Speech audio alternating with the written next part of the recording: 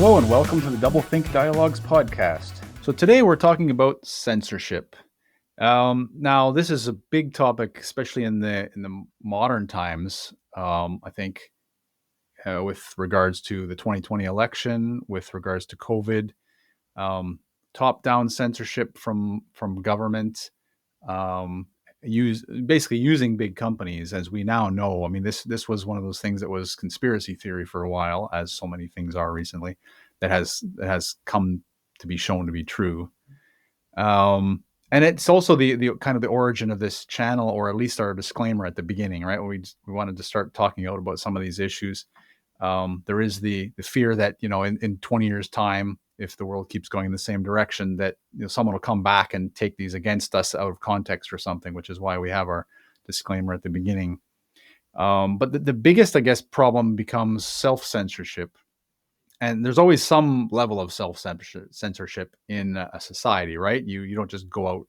Well, most people shouldn't just go out yelling at their neighbors or calling them whatever names like people do on X now, or on other social media platforms. But at the same point, you shouldn't necessarily be self-censoring your thoughts and opinions on important matters just because they're contrary to the mainstream. And I kind of had experiences with this in university back in the 90s even, so this is not a new issue.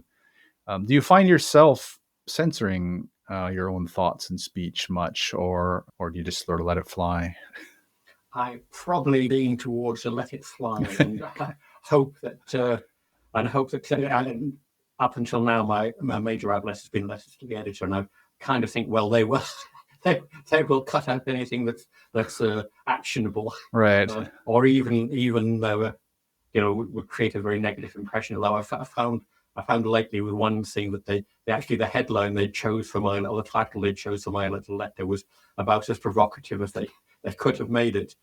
So they're not necessarily looking out for me in terms of protecting me from backlash. I suppose I try to think through a thing long enough, and I try not to post or write angrily. And there's a kind of a boundary line there, which I think in a sense you alluded to, of saying, well, yes, on issues we should be free to say what we like, but maybe just quite how you say it, whether it seems personally abusive to somebody, whether, just how high the heat is dialed up, and how personal you make it is something, is maybe, it is maybe something that we can like, or should, I don't know, should we accept? Yeah, I think, on that note, just to sort of interrupt you briefly, I agree with that. I think, I think some might call it self-censorship. I call it sort of thinking through the process to a proper point, right? Yeah. So one thing that social media has led to is people just sort of vomiting their feelings all over the society, basically, right? But what I do is, I'm tempted, like I'm human as well. I will write when I'm really emotional, but I never post those emotional posts. I always reread them and kind of wait till I calm down a little bit, see if it still stands, see if it's worth publishing. Should I say this? What's the effects going to be on, is it going to make any difference? Because most of the stuff that we vomit into the social media doesn't make any difference anyway, right? It's just more noise, basically. So is it important to comment on this stuff? Another expression for that would be what Viv Stanshall, if I've got the right person, called good manners. I think an American policeman was telling their group that they should have firearms for their self-protection, and he said, "We've got good manners." Good manners, yeah. Well, we used to, maybe. I don't know if we do anymore. I don't know how well mannered he was all the time, but he was claiming that. And I mean, and I would think one's criticism is more effective if it remains good mannered.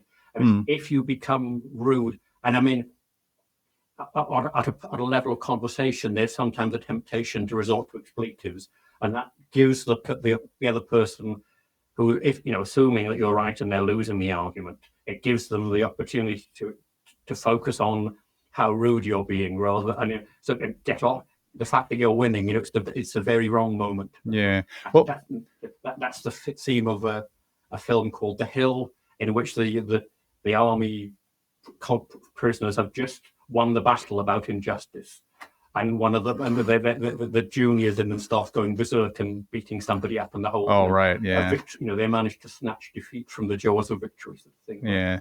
Well, it's interesting on the note of expletives, for example, because I mean, I do kind of agree in that way. I mean, you should be arguing from a point of sort of calm rationality, I think, but there is an entire segment of the population now that believes that's wrong, that feelings are the most important thing. And one of the effects we're seeing is on television, and specifically in the news. Like, we can say, all right, there's a sort of slippery slope, downward spiral, whatever, regarding movies and TV introducing more swear words at a younger age and stuff. And you're like, okay, that's a cultural discussion. But when you have newscasters and anchor people that have started swearing on camera, to me, like, that's kind of representing the bottom of the barrel, right? We've reached the bottom of the barrel, because they are now. I know this is entirely shifted recently in ideology as well, but I'm still of the generation that believes they should be impartial. They're supposed to be presenting as much as possible the facts of the situation. And one thing that the Trump era, let's say, has done has, I don't know why or how. I'm not blaming Trump for this, definitely, but it has led to this sort of release of, I don't know, moral acceptance in a way. like you see now in American news, especially, they're quite happy to swear on the camera, and it's just, there's no more impartiality, and the American stations are all bad. British stations are mostly heavily biased as well, although I don't think they swear on the British news channels, news shows yet. But it's just, I mean, those are areas where you should be self-censoring that bit, at least. Like, my impression is, when you're emotional like that, and you're swearing, and you are only one-sided in your perspective as well, you have lost the battle, right? Yeah, you have definitely lost the battle in that case, and that's an admission of it. Yeah. And I don't know, the ubiquity of swear words. I don't know if that can be interpreted as saying, well, actually, these are no longer swear words. Very soon we're going to develop a new generation of swear words, and these are going to be the begads and such like of yesterday, which probably started out as something that would make ladies faint if you said them in front of something. So I don't know. That's possible. Yeah, then the Gen Z is creating their own language as well. Fortunately, our daughter doesn't use a lot of the slang yet, only a few words, so we can kind of catch up with that. But that's possible. And it's interesting, because my impression is that the point of slangs is to exclude people. The whole point is that we know what you're talking about and you don't. Now, inclusion is one of the watchwords of that generation.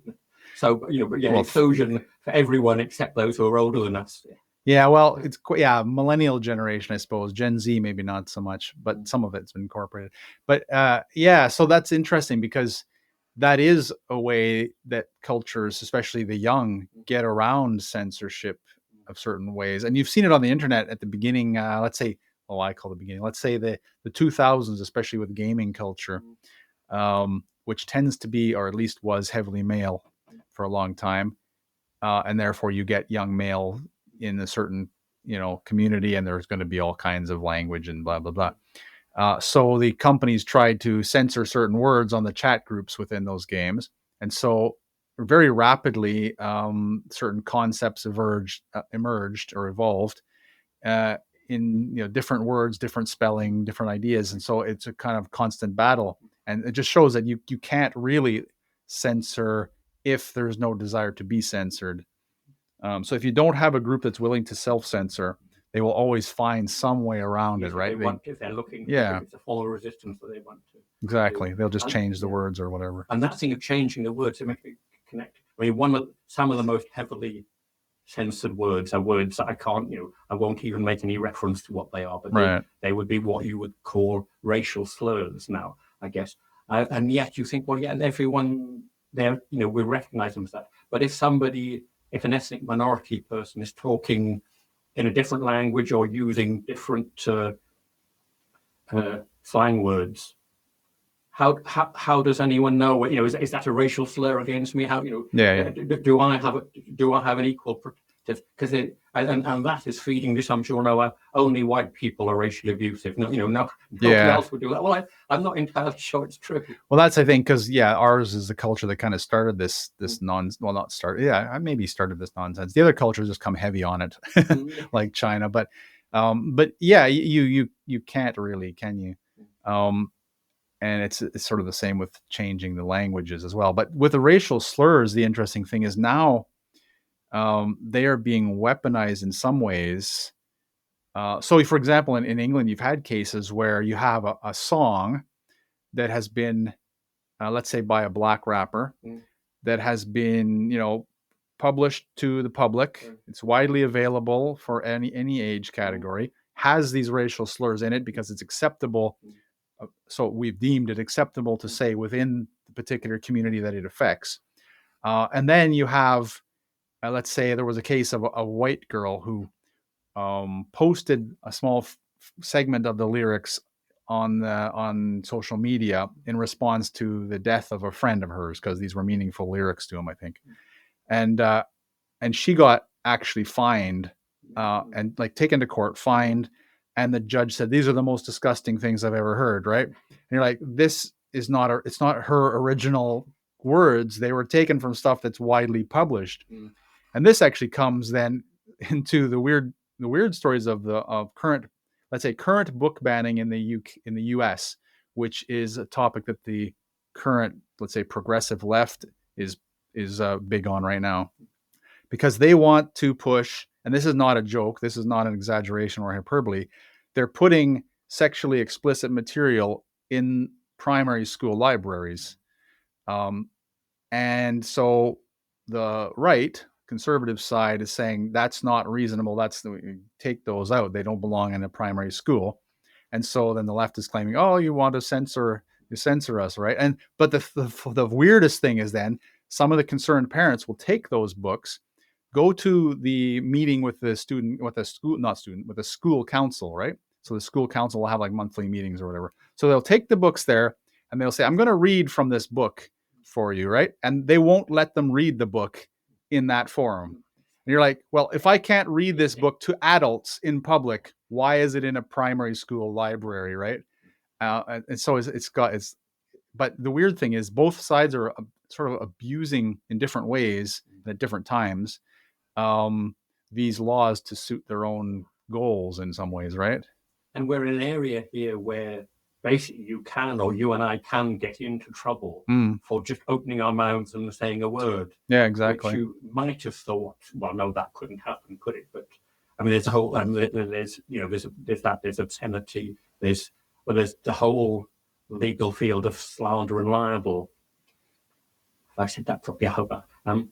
Where I would have thought we need a much less financially dangerous solution to that. I mean, so people talking at our level, yes, I said, but we should not be allowed to slander people, but the redress ought to be that we acknowledge that X, Y, Z that we said about somebody isn't true, or there is no evidence of this or that. It shouldn't be.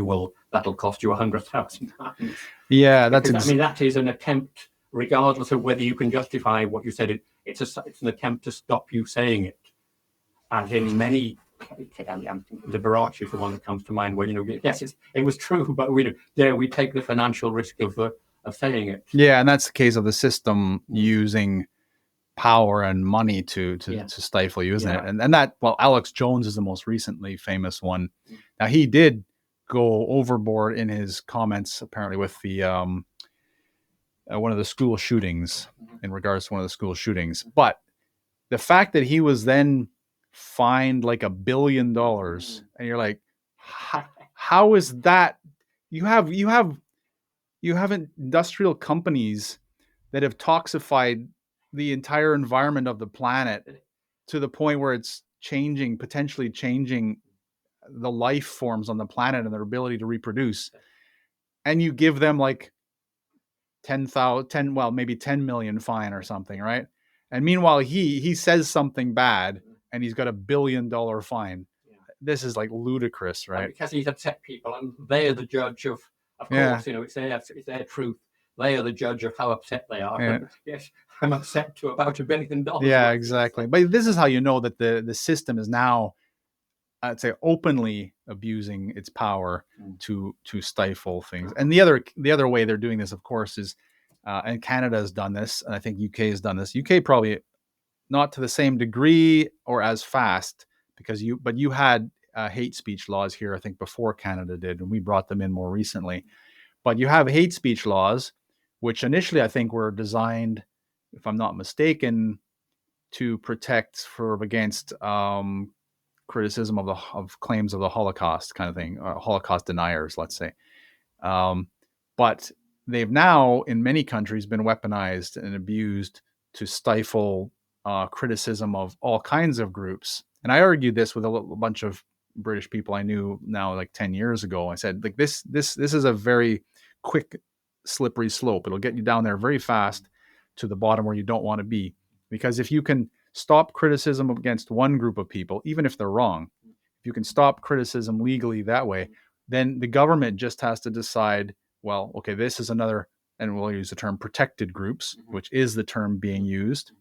And so now Canada has protected criticism of everyone except heterosexual white men. I mean, it's literally been codified in the law that you can't criticize anyone. And in the UK, I believe it was, there's been even calls to put politicians in that category of protected class as well, right? Which, eventually that's where it goes, right? So you can protect certain religions, but if anyone's going to do it, if politicians are going to make these laws, they're going to protect themselves, and then you go to jail for criticizing a politician, and then you absolutely have no hint of free speech left whatsoever. In your society is basically gone, isn't it? Then you are in a totalitarian state at that point. It seems to me maybe to link into that, what you can't say for the because of the rights of those people, not to be offended or insulted. If the tendency of the law as it is to be elevated to a level of human rights. I was thinking of the danger of picking on an example, because it'll sound as if I'm against it. I thought maybe I'd better stick to, say, supposing cocaine was legalized, it would then be a right to have cocaine. So are you then free to advocate recriminalizing cocaine because you're then you're tampering with a human right? Is that you could? And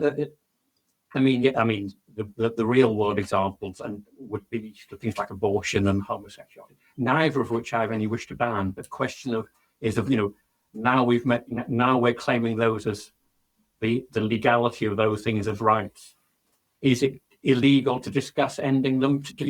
Is it a non-reversible change in the law? I mean, some countries have levels of things that go into the constitution, and you need a higher level of vote to say, right, this is now not just a law, it's in the constitution. But it's presumably still changeable. I don't know what the procedures are for doing that. Yeah. But there is talk as if, well, no, that's, you cannot even speak about changing. And I think Alternatives for Deutschland are running into that. They're actually marches demanding they be banned because of things they've advocated. And yeah, certainly what they're advocating means a change in the law, but surely changing the law is legal.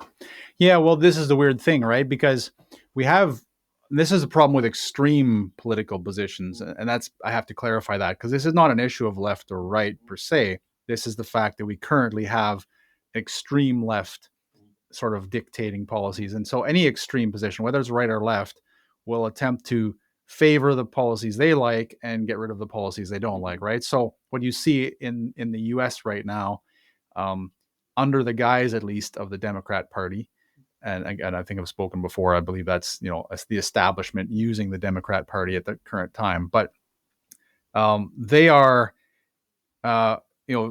going completely against the Constitution in certain areas. They're actively trying to dismantle or circumvent, let's say, the first two amendments easily, and some of the other ones as well, right?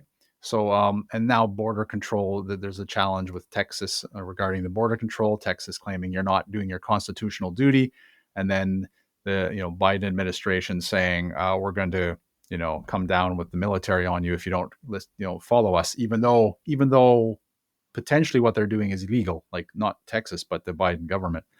Um, and so, yeah, so you just have like abuse of whatever systems you want. But and one thing that's interesting, because when you bring in some of these things, so with Justin Trudeau in Canada, he brought in Islam as a protected class, right? And so he said Islamophobia then is actually codified in Canadian law now, saying Islamophobia is a hate crime. And so all that the conservative government wanted to do to minimize abuse of this, because what is Islamophobia exactly? Define it, right? And how when you're defining it, you have to define it legally so that you can apply it consistently. But so that what they did was reframe the bill, using the same language, even allowing that there's a protected group, but just reframing it to define Islamophobia. And the Trudeau government was like, no, we're not listening to that. We don't want any of that, right? So a lot of this case is these new laws are being I believe, intentionally implemented to be abused in the future as means of totalitarian control. But one of the things I want to mention when you're talking about other countries with weird rights is apparently in the Netherlands, I believe it's the Netherlands, you have a right to sex. Interesting. Yeah, so that's really weird. And so what the government will do is they will actually give you money to go to a prostitute up to, I don't know how many times, like a year it is. But the point is you have a right to sex. So the question then becomes, how do you manage the rights when they conflict with other people's rights, right? Because let's say you have a right to sex, but someone else obviously has a right to say no. Yeah. So how do these rights balance? You have to have an adequate supply. Yeah, of and then willing prostitutes. And then if you, but then if you have like a couple, for example, and so let's say the wife, I'm just using this, it could be either way. Let's say the wife says, no, I'm not interested in having sex tonight or whatever. So the husband goes out and finds someone, has an affair or goes to a prostitute or something. And then the wife says, well, I'm divorcing you because you're cheating on me. And the guy's like, well, I have a right to sex, right? Mm-hmm. So you don't have a right to divorce me because I've just implemented my human right. So how do these rights, these weird rights that you are balanced, right? Interact with that. Yeah. And we're bringing in rights that have never been a right in history. And so you're like, how, when we're bringing them in sort of willy-nilly with like virtue signaling is a very valid term that's being used a lot these days. And because I think a lot of this has to be virtue signaling. If you haven't thought through the implications of these laws, then you're bringing them in only to appease certain groups. Yes. It just strikes me the sex one possibly is a reversion to an earlier right. I mean, there would have been a time when the husband did have that right, and there'd be no question in law of the woman having a right to refuse.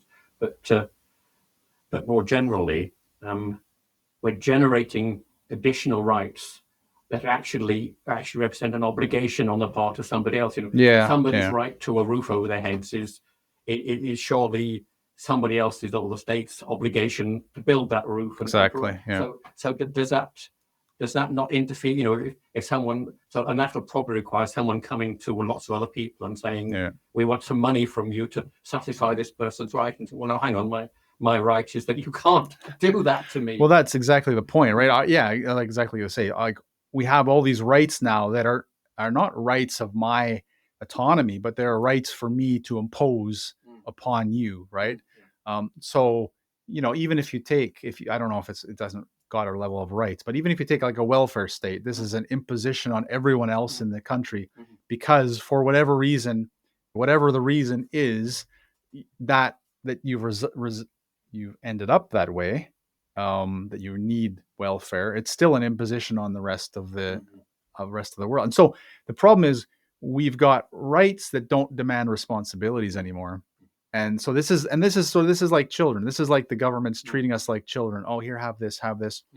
And that causes whiny people and a collapse of society because every right that they give should come with a responsibility. So even the welfare state, like I will say, if you have a welfare state, if you claim benefits, you should have a responsibility to work towards getting yourself off of benefits as quickly as possible, right? It's not always possible, but there should be a responsibility. And every one of these rights should come with some kind of responsibility. But unfortunately, they never built them in that way. And that's a tendency of such a system that, yes, you can set that up as the intention, but the practicality, you run into unmeasurables. Well, how are we going to assess whether this person is making their best effort? In the end, it comes down to, well, either some formal system of, you have to produce X number of job applications a week. Yeah, that's how it can be for that. Yeah. Cycle, or we have no way of knowing. So basically, we drop that requirement. That the system is, we give you money, you do what you like. I think that's become part of it, because it's laziness. It's how do we manage this? How do we ensure this? You see it with I use the American Constitution because it was very consciously established in a way to try and accomplish certain goals. And so you take the Second Amendment, for example, gun control, or the right to bear arms, and the right is that you have the right to possess weapons. And I agree with the reason behind it once you understand, right? But it's really interesting anyway, as an aside, how the current administration has manipulated that to attempt to discredit any challenges to them, right? It's really amazing to watch, like the January 6th thing, for example. But what's interesting is, so there are balances and checks in place. In theory, your responsibility is that you learn how to use it properly, you learn how to store it, you learn safety, and all of this is actually codified, but it still falls apart, right? So you get cases of, let's say, 18-year-old shooters, because of certain biases in the system. Oh, he's living with his mother, so he's on our radar as being a bit unstable, but he's living with his mother, so that's fine. Well, that's never been a check for whether you're mentally stable or not, right? I mean, every single serial killer that's existed has had a mother who raised them. So that's a breakdown of the system, right? It's not properly assessing the mental health of people. That's not a problem with the Constitution. That's not a problem with codified laws. It's a breakdown in the implementation of the laws. But of course, because that particular constitutional right goes against the desires of certain sides of the political spectrum, then it becomes, it's a big constitutional issue, and it becomes politicized in that way, right? But this is, I think, in the way that you can build it, and it's the same with any system. You can build as many laws and regulations as you want, but if the people don't follow them to support them, then it's going to break down anyway, isn't it? And as you say, it's an element of laziness, of thinking you can have a simple system that has a lot of impact, and do it remotely, with a multi-choice question as to whether you know enough about gun cabinets to be allowed to own a gun, and that you can deal with people without a personal level. That the welfare state has perhaps developed out of a sort of Lady Bountiful approach to private charity, but that did involve personal contact with the squire's wife, with lots of families in the village. And the distinction between the deserving poor and the undeserving poor was actually being decided by people who were there and knew them and had known them for generations. And to say, no, we can produce a mass state system that takes over from this, doesn't have the kind of detailed control that you had before. Yeah, it's interesting how we sort of slide, and it comes to the fall of civilizations in many ways, isn't it?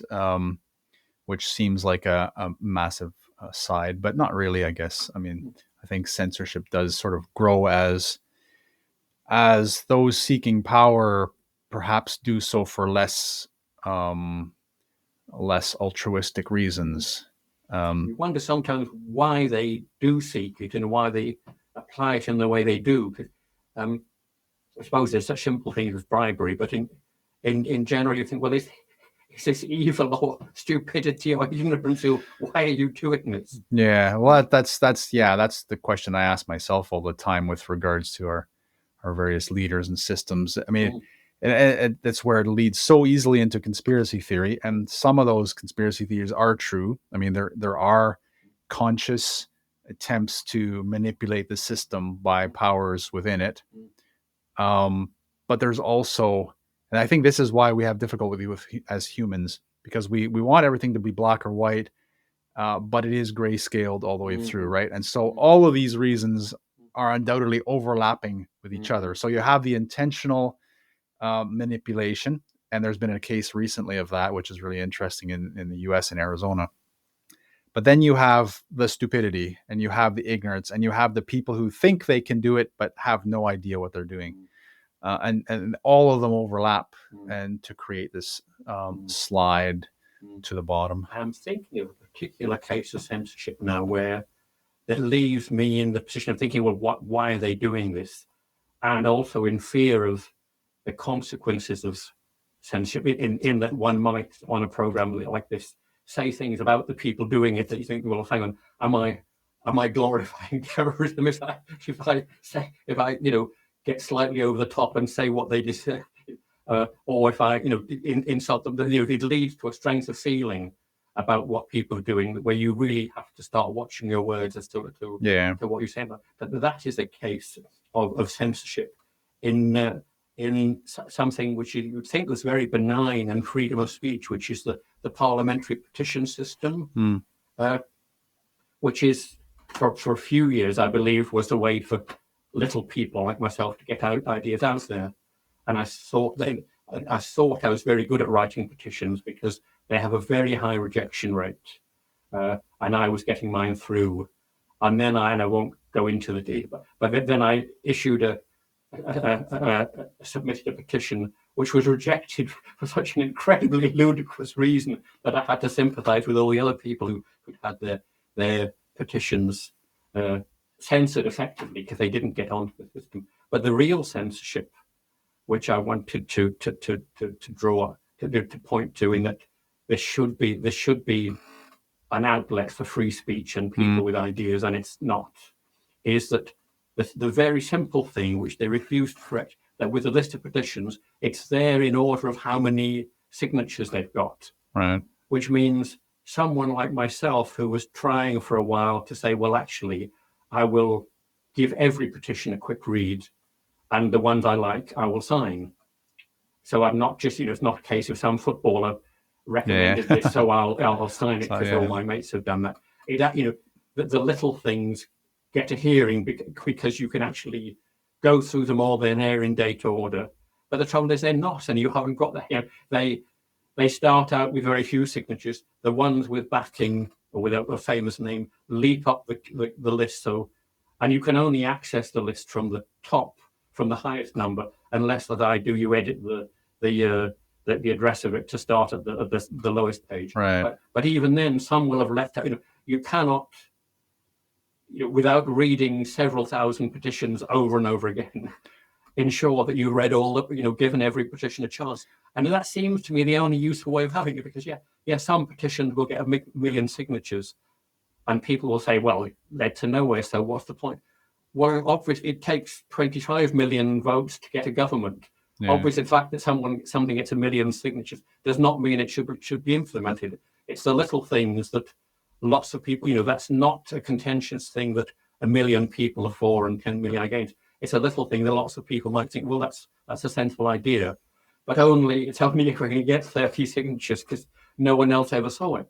Yeah, this is one of the parts of the system you wonder, is this intentional design or ignorance, right? Because it'd be very easy to put a sorting feature onto a website, right? And they've said years ago when they asked them, oh, yes, we're working on that. Well, they're still working on it. I mean, you're working on it. You get a coder, it'd take them like a day to do it, right? I mean, it's a website. It's not that hard. Yeah. So, and that's when the stupidity or evil question comes in. Exactly. And they think, oh, I'd better not say the rest of that sentence, because it may be slanderous, it may be criminal, I don't know. Yeah. I think as we're getting toward the end of the episode, I think the key takeaway for me, though, is as an individual is yes, I mean, censorship is getting worse in our Western world. That is a danger. I think it's a responsibility to us to make sure we mean what we say. Like, say what you think, but make sure it's actually what you mean, and that you've thought through. And if you've done that, then all you can do is express your honest intentions and thoughts. And if you're punished for that, well, you've been honest and you've thought through things and you've done what you can do, right? But this throwing stuff out on social media all the time whenever I feel bad or something, that really should be stopping. And that's, I think, a general thing that many people agree with, I think. And I think a kind of accountability for that. I mean, and again, it's a freedom issue, possibly, but to be able to, for a particular person, list what they said. And I would say that rather than being sued for thousands, you should have the opportunity of saying, I acknowledge that X, Y, Z was not true, or there is not evidence. So basically you end up with, if you overdo it, somebody can put up a list of all the things you've said and had to effectively retract, and all the things you've just said, the ludicrous things you said. Yeah. No one's even bothered asking you to retract, because so people are known, I guess, individuals by what they've said. I guess it would be interesting. So this kind of thing is abused sometimes, and it is done by some people in certain cases. I think what would be interesting, and if there's any coders out there, have a think about this. But from that perspective, what would be cool would be a little indicator on sort of a plus minus indicator, right? Which would be like, let's say you either delete tweets or you retract tweets. Let's say if we're talking X, for example. Could be any social media platform. Then that goes against the numbers that you didn't retract, for example. And so there'd be like an indicator of maybe how much you take stuff back. So how it would kind of be like a trustworthiness indicator, isn't it? Because otherwise the retraction thing is being abused by politicians now all over the place. Like Trudeau is just, I mean, I'm Canadian again, so I follow this, but he's like a master of this, like, doing like crazy stuff and then saying, well, it was, and if you're on a certain particular political position or side, you get to get away with it. And I think it's because I don't mean this in a partisan way, but there's a certain dishonesty. And so they'll throw out certain statements as a test of how they work in the environment, or because they're just careless. One of the two. And then they'll take them back if they get backlash. And so none of it's honest, right? There's no honesty there. Whereas I think there are politicians who will say what they honestly believe, and those ones won't retract it. Typically, at the moment, those appear to be on the right. And so they won't retract their statements. And if people make a big enough fuss about them, then it looks like they're painted as being mean and nasty in the media and everything. And sometimes they are. But the point is, there's this discrepancy in honesty as well, which is being abused on one side at the moment. Again, it's at the moment. I know that the political spectrum shifts all the time, but this is the current world we're living in at the moment.